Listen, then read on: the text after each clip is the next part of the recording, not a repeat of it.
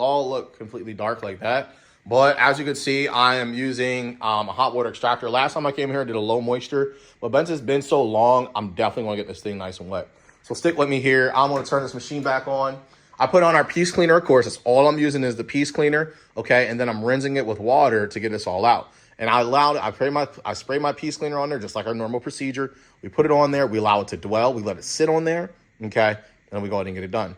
Now, if you like and subscribe and you like what you're seeing, please go ahead and give us a like and subscribe up here. Hopefully it goes on there.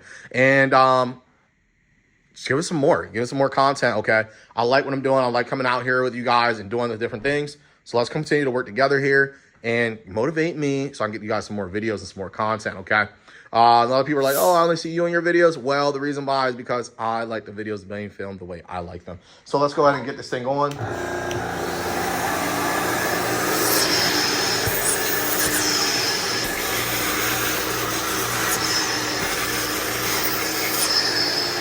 Check this out here. It's like night and day, but I have to use 2 hands. All right, so bear with me here. I'm gonna show you guys what it's gonna look like after. All right, guys, well, I am all finished here.